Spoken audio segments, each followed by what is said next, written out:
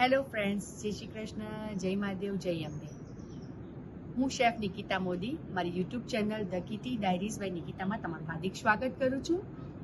આજનો વિડીયો આપણે જેના માટે જઈ રહ્યા છે તે શામળાજી પાસે એક મહાદેવનું મંદિર આવ્યું છે. તો આજે તેની પૌરાણિક કથા મહારાજના મોઢથી સાંભળશું અને ખૂબ સરસ એમણે જીવનની ઘણી બધી અગત્યની વાતો પણ એમાં કીધી છે. તો વિડીયોને એન્ડ સુધી જોજો. મારું સબસ્ક્રાઇબ કરવાનું ભૂલતા નહીં, લાઈક કરવાનું અને બેલ આઇકન દબાવવાનું ભૂલતા નહીં. તો વિડીયોમાં છેલ્લે સુધી જોડાઈ રહેજો.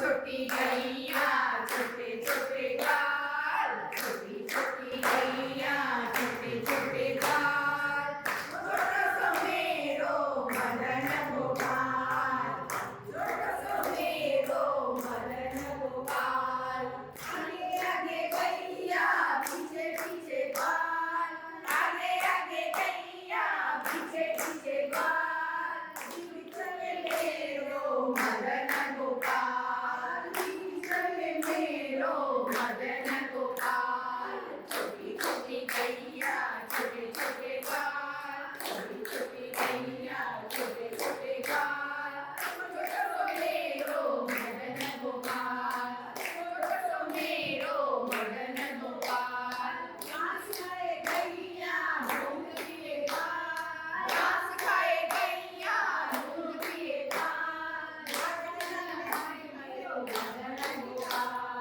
मदन मेरो मदन गोपाल, छोटी छोटी गैया छोटे छोटे गाल, छोटी छोटी गैया छोटे छोटे गाल, छोटा सा मेरो मदन गोपाल, छोटा सा मेरो मदन गोपाल, छोटा सा मेरो मदन गोपाल, हाथी घोड़ा पार की जय कन्हैया लाल की, हाथी घोड़ा पार की जय कन्हैया लाल की, डाकोर માં કોણ છે રાજા રણછોડ છે, રાજા રણછોડ છે, રાવણનો ચોર છે, ડાકોર માં કોણ છે રાજા રણછોડ છે, બોલ મેરે ભૈયા કૃષ્ણ કન્હૈયા, બોલ મેરે ભૈયા કૃષ્ણ કન્હૈયા. શુભ દિવસ, શુભ કાર્ય, શુભ દિવસે આ બધા બહેનો યાત્રા કરવા આપણા રણછોડજી મંદિર શામળાજી પધાર્યા છે, જેનો ખૂબ ખૂબ આભાર છે. આ સત્સંગમાં સામેલ થયા છે અને એને ખૂબ ઉત્સવ છે અને ખૂબ ખુશી બી છે. સાંભળવું જ છે. મારા તમે કંઈક કહો તો હું કહેવા માગું છું એ કે નીમડાનું ઝાડ હતો. એક નીમડાના અંદર ઝાડમાં લીંબોડી બહુ નાનકડી હોય, બહુ નાનકડી હોય. નાગ જે ફરતા ફરતા આવ્યા અને નીમડાના થક નીચે બેસી ગયા. જ્યારે થક નીચે બેસી ગયા ત્યારે ઊંઘ આવી ગઈ એને મસ્ત. નાગદેવને ઊંઘ આવી ગઈ, મસ્તીમાં ઊંઘી ગયા, બિંદાસ ડર ભય વગરનું. જ્યારે એને ઊંઘ આવી ગઈ, જ્યારે ઊંઘી ગયા ત્યારે એને થોડી વાર રહી એક નિમોડી એના માથા પર પડી. થોડી વાર રહીને એક નિમોડી એના માથા પર પડી. નાગદેવ ચમકી ગયા. હે, એના પગ નીચે ઊંઘીએ છે, કંઈ લેતા નથી, કંઈ બગાડતા નથી, કંઈ માંગતા નથી, તોય મારા ઊંઘ કેમ બગાડ્યું? નાગદેવ ગુસ્સે ભરાઈ ગયા. ગુસ્સે ભરી બરાબર ગુસ્સે ભરાઈ અને નીમડાના થકમાં જે છે એનો પણ માર માર માર માર માર માર કરે. મોડામાંથી લોહી આવી ગઈ, દાંત પડી ગયા, તોય મારવાનું બંધ ના રાખ્યું. જ્યારે મારવાનું બંધ ના રાખ્યું ત્યારે નીમડાદેવને દયા આવી. નીમડાદેવ ઊભા થયા. હે નાગ દેવતા, મને તમે શા માટે મારો છો? તો હું તમારા પગ નીચે ઊંઘતા હતા, કંઈ માંગતા નથી, કંઈ લેતા નહોતા, તો મારા ઊંઘ તમે કેમ બગાડી? તો પછી નીમડાદેવ કહે, તમે ભોલેનાથને યાદ કરો, મને શરીર એટલા મોટા આપ્યા છે, ફળ કેટલું નાનકડું આપ્યું છે. જેટલા ફળ નાના છે એટલા ઝાડ ઊંચા છે, જેટલા ફળ મોટા છે એટલા ઝાડ નીચા છે. જો એટલા મોટા મોટા ઉપર ફળ લાગતા હોય તો પડે તો ના દેતું આપણે પૂરા થઈ જઈશું. હે, તો મહેરબાની કરી ભગવાનના જે કાલથી જે બનાવ્યા છે, ભગવાન આપણે બધાનો સેફ્ટી માટે બનાવ્યા છે, આપણે રક્ષણ માટે બનાવ્યા છે. હા, એ તો છત્રછાયા માટે આપણે છીએ. બીજું પછી નાગદેવ શાંત થયા. પછી નીમડાદેવ કીધું, તમે ભોલેનાથને યાદ કરતો, ભોલેનાથને પ્રાર્થના કરીશું, ભોલેનાથને ભજન બોલીશું. હર ભોલા શંભુ તમારી દુર ન લાગી, હર ભોલા શંભુ તમારી દુર ન લાગી, તારી દુર ન લાગી, ભોલા તારી દુર ન લાગી, તારી દુર ન લાગી, ભોલા તારી દુર ન લાગી, તારી દુર ન લાગી, ભોલા તારી દુર ન લાગી.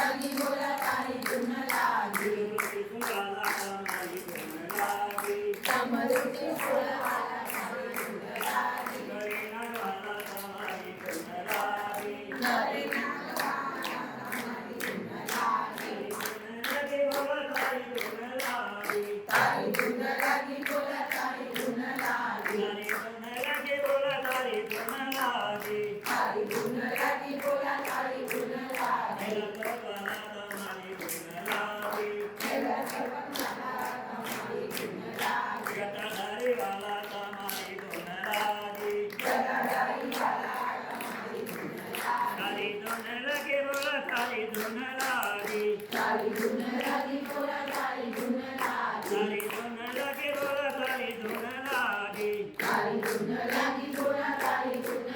દેવોના દેવા તમારી ધૂન લાગી ભક્તોના રખવાલા તમારી ધૂન લાગી તારી ધૂન લાગી બોલા તારી ધૂન લાગી તારી ધૂન લાગી બોલા તારી ધૂન લાગી ઓમ નમઃ શિવાય ઓમ નમઃ શિવાય ઓમ નમઃ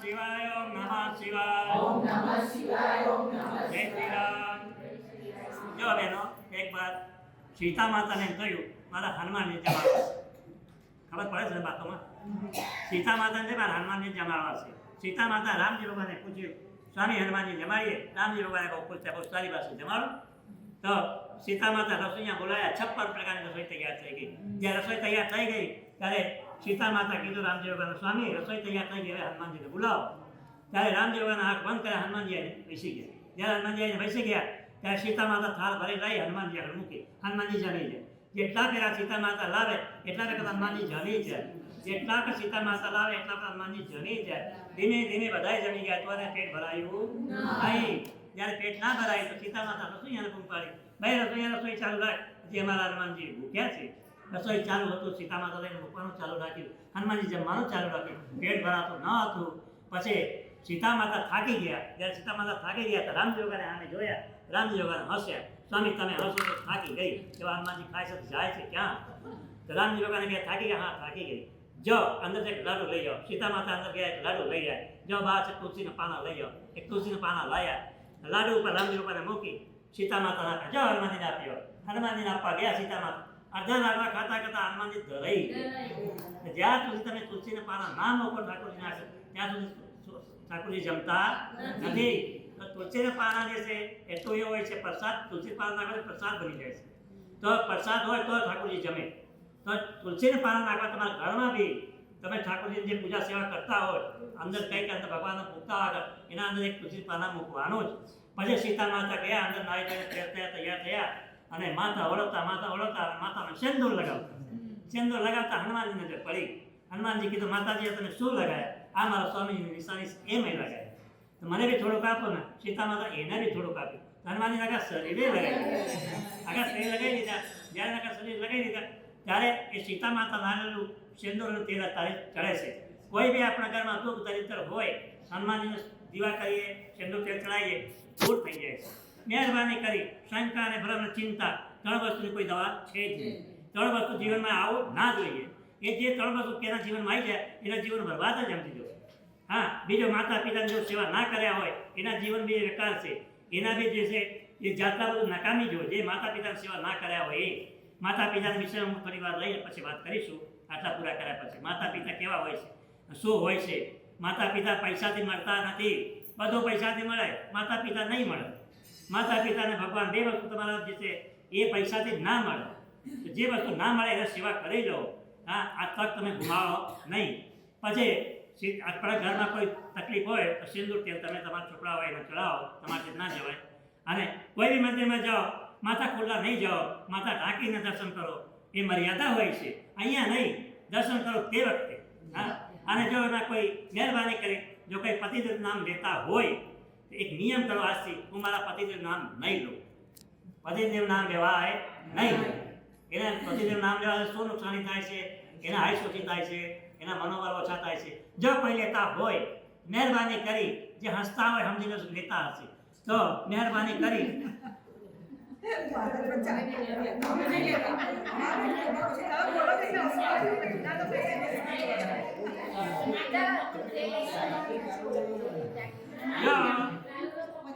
મહેરબાની કરી તમારે પતિદેવ નામ ના લેવાય અને કદાચ તમે એમ કહો મારા પતિદેવની જરૂર પડે તમારે કઈ જ ન બોલાવો તમારા છોકરા હોય મોહન સોહન તમે જે કંઈ નામ પાડ્યા હોય તમે જે કંઈ નામ પાડ્યા હોય તમારા છોકરાને જે કંઈ તમે નામ પાડ્યા હોય એ છોકરાનું નામ લઈ તમે એમ કહી શકશો મોહન તારા પપ્પાને બોલાવો મને એના પપ્પાને બોલાવશે, મમ્મી બોલાવશે. હા, પણ તમે ભૂલ કરો, એમાં ભૂલ થાય છે. ડાયરેક્ટ કહો છો પપ્પાને બોલાવો, પપ્પા એના છે કે તમારા છે? ડાયરેક્ટ જે છે તમે એમ કહેશો પપ્પાને બોલાવો, નહીં તારા પપ્પાને બોલાવો એમ કહેવાનું. હા, પપ્પાને બોલાવો ડાયરેક્ટ એમ ના કહેવાનું. હા, પપ્પાને બોલાવો એમ કહેવાનું. ચાલો, તમે જ્યારે જાત્રામાં જાઓ એ ઘડી બિલકુલ ઘરની મોહ માયા ભૂલી જ જવાનું. તમે જ્યાં જાઓ છો ત્યાં જ તમે રહો, ત્યાંને યાદ કરો તો તમારી જાત્રા સફળ કહેવાય. મોબાઈલમાં તમે ઘડી ભાઈ કેમ છો, બહેરા કેમ છે, એમ બાજુ વાત કરો. તમારે જે મેન જે ભાવ છે એ ઘેર જતું રહે છે. મહેરબાની કરી ભગવાનના મંદિરમાં નીકળ્યા, ભગવાન જાત્રા કરવા નીકળ્યા, ફક્ત તમારું ધ્યાન ભગવાન માટે જ હોવું જોઈએ.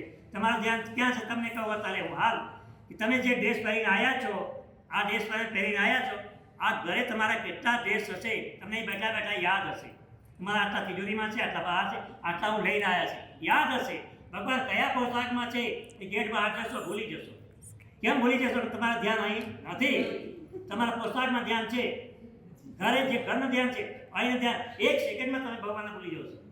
અહીંથી બહાર જશો, બેન્ચ પૂછી કઈ ભગવાન કયા પોશાકમાં છે તમે નહીં કહી શકો.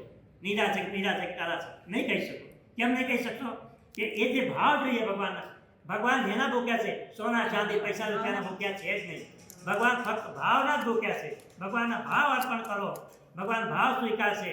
જો સબરીબાઈને તમે વાર્તા સાંભળ્યા છો, એના હાથના બોર ભગવાન રામજી ભગવાને ખાધું. શા માટે ખાધું? એના અંદર એનો ભાવ હતો એટલે ખાધા. સુદામાની પત્નીના હાથના ચોખા ખાધા કૃષ્ણ ભગવાને. કેમ ખાધો? એના અંદર એનો ભાવ હતો. આપણે 56 રોગ ભૂલાઈએ છીએ તોય ભગવાન જમતા નથી. કેમ નહીં જમતા? અંદર જે ભાવ આવવો જોઈએ એ ભાવ આવતો નથી. કેમ કે આપણા જે છે દિમાગો ઘડી ભ્રમણ કરતા રહે છે. હા, ઘડીકમાં અહીં, ઘડીકમાં ત્યાં, ઘડીકમાં આ. મોહ માયામાં તમે પડી ગયા. આપણે જો જીવનમાં કેટલા પ્રકારના અવતાર મળે? 3 પ્રકારના અવતાર મળે છે. કેટલા પ્રકારનો? 3 પ્રકારના અવતાર મળે છે. પહેલો અવતાર છે મનુષ્ય અવતાર, બીજો અવતાર છે ગધેડા અવતાર, ત્રીજો અવતાર છે કૂતરાનો અવતાર. સાંભળજો બધાને, તમને એકલાને મને બી મળશે. હું કંઈ દૂધને ધોયેલા નથી, મને બી મળશે. ભલે પૂજા કરતા હોઈએ તોય. મનુષ્ય અવતાર ક્યાં સુધી? જ્યાં સુધી તમે મા બાપના ખોળામાં હતા ત્યાં સુધી મનુષ્ય અવતાર. તમારા મા બાપ કેટલા સેવા કર્યા, સંડાસ પેશાબ સાફ કર્યા, તમે નવડાયા, ધોળાયા, કપડાં પહેર્યા, માથા ઓળવ્યા, ત્યારે તમે આટલા મોટા થયા. એમને મોટા થયા નથી. માને કેટલું કષ્ટ પડ્યો છે ત્યારે તમે મોટા થયા. અને જ્યારે આપણે 25 વર્ષની ઉંમર થાય છે ત્યારે લગ્ન થાય છે, ત્યાં જાય છે, મા બાપની સેવા કર્યા, પણ પેલો હાથ પકડીને લઈને જતો રહે ખાલી તો ત્યાં જતા રહ્યા. ત્યાંની માયા લાગી ગઈ. અહીંની માયા તમે ભૂલી ગયા. મા બાપ, ભાઈ બહેન, કાકા કાકી બધાને ભૂલી ગયા. તમે નવેસરથી ત્યાં બસાવટ કરી, નવેસરથી ત્યાં શરૂઆત કરી તમારી જિંદગીનું. બરાબર? તો અહીંયા તમે જે છે જૂનું ઘર તોડીને નવું ઘર બનાવ્યા હો છો. ઘરના અંદર જે કંઈ ના હોય ઘરના અંદર લાવીને ભર કર્યા છો. 2-4 છોકરા આપણને થયા હશે. ખબર પડી છોકરા કેમના મોટા થાય છે? એ રીતના આપણા માના બાપને બી ખબર પડી હશે છોકરા આ રીતના મોટા થાય છે. છોકરાને ભણાયા ગણાયા એટલા મોટા કર્યા. પછી જ્યારે એના લગ્ન થાય છે, ઘરમાં બહુ આવે છે, જે તમે ઘર બનાવ્યા છો ઘર આગળ એક ચોપાળ હોય છે. શું કહો છો? ઓછી કહો ચોપાળ કહો, જે કહેતા હોય. ઉમળો. ચાલો, ઘર આગળ ઉમળો હોય છે ને. તો જ્યારે આપણે 80-85 વર્ષની ઉંમર થઈ જાય છે તો આપણું ખાતા ક્યાં હોય? ઉમળામાં હોય. એ ઉમળામાં રહીને ચોકીદારી કરો. એ કૂતરા ન હતા. અંદર 2 રોટલી આવે ખાવાનું, એ બોલાય તો નહીં. બોલવા જાઓ તો તમને ત્યાંથી ઉમળામાંથી કંઈ બહાર મૂકી આવશે. અહીં માથો ખાય છે. તો મહેરબાની કરી આપણા જીવનના આવું રીતના ચરિત્ર લેખ હોય છે. હવે તમે સાંભળો બીજી વાત. 100 ગાય હોય એના નદીમાં મૂકી આવો. એના બચ્ચાને પકડી રાખો. એના બચ્ચાને પકડી રાખો.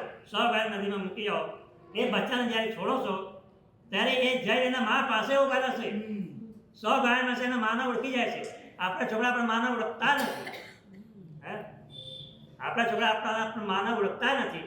આ ઢોર છે એ ઓળખી જાય છે. મનુષ્ય થઈને આપણે ઓળખતા નથી. મા કોણ છે, બાપ કોણ છે. પહેલાના જમાનામાં લોકો પગના અંગઠો પગે લાગતા હતા, અંગઠે પગે લાગતા હતા. અંગઠાથી અહીં આવી ગયા, અહીંથી પાછા અહીં આવી ગયા, અહીંથી પાછા આમ કરતા થઈ ગયા. હવે પગે લાગતા શરમ આવે છે છોકરાઓ. મહેરબાની કરી તમે લોકો જે છે બીજું બધું છોડો.